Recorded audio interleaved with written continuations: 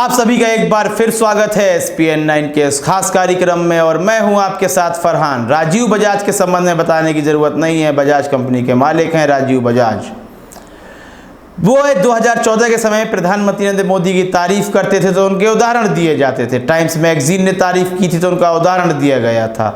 लेकिन जब times magazine उनकी आलोचना करती है तो वह झूठी हो जाती है। डोनाल्ड ट्रंप यदि कहते हैं कि प्रधानमंत्री मोदी ने कश्मीर के मुद्दे में हमसे मध्यस्थता करने को कहा था तो यहाँ की मीडिया उसके कम से कम 50 झूठ गिनवाने लगती है डोनाल्ड ट्रंप के। लेकिन जब वह तारीफ करते हैं तो कहा जाता है प्रधानमंत्री मोदी के दोस्त हैं, बड़ी इज्जत करते हैं। जब राजीव बजाज तारीफ करते थे तो उदाहरण देते थे, आज आलोचना करते हैं तो उनकी भी निंदाएं होने लगती हैं। लॉकडाउन से पहले भी राजीव बजाज लगातार कह रहे थे कि प्रोडक्शन घट रहा है, अर्थव्यवस्था को लेकर लगातार सरकार को सचेत करते हुए नजर आ रहे थे, लेकिन उस पर किसी प्रकार का ध्यान नहीं दिया गया। चलिए अलग बातें हैं, लेकिन राजीव बजाज के साथ राहुल गांधी बैठे हुए थे और राहुल गांधी भले ही पप्पू हों, पप्पू कहा जाता है, लेकिन नोबेल विजेता हों या फिर राजीव बजाज हों, सबके साथ कम से कम एक इंटरव्यू तो कर लेते हैं, इतना तो उन्हें आता है। खैर, राजीव बजाज इस वक्त कह रहे हैं कि लॉकडाउन पूरे विश्व में लगाया गया, लेकिन जो सबसे खतरनाक लॉकडाउन रहा, भयावह लॉकडाउन रहा, वह रहा भारत का लॉकडाउन। उनका कहना है कि यूरोप के कई देशों में और खुद जापान में भी उनके कई जानने वाले रहते हैं। हम कावासाकी के साथ हमारा संबंध भी है, साझा वगैरह करते हैं।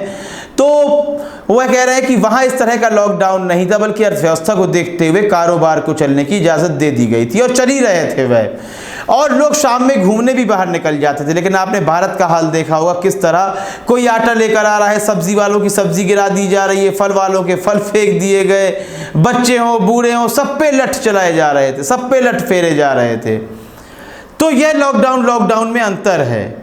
उन्हें यहाँ का लॉकडाउन भयावह लगा, अर्थव्यवस्था गिर चुकी है, उस पर भी उन्होंने बहुत कड़ी टिप्पणी की है कि हमें यह सुधारना होगा। इसके पहले अब नोबेल विजेता भी रहे हैं, तमाम अर्थशास्त्री भी रहे हैं, उन्होंने यह भी कहा कि कम से कम 10,000 से 15,000 रुपये तो लॉकडाउन के अंत में एक व्यक्ति के, एक मजदूर के, एक श्रमिक के हाथ में तो कम से कम इतने होने ही चाहिए। तो इन बातों पर कब ध्यान दिया जाएगा, वाकई में क्या अर्थव्यवस्था सही है, ट्रेनें भी लेट से पहुंची, लोगों ने जाने भी दी। राहुल बजाज के संबंध में आपकी राय महत्वपूर्ण है, अपनी राय देना बिल्कुल भी ना भूलें।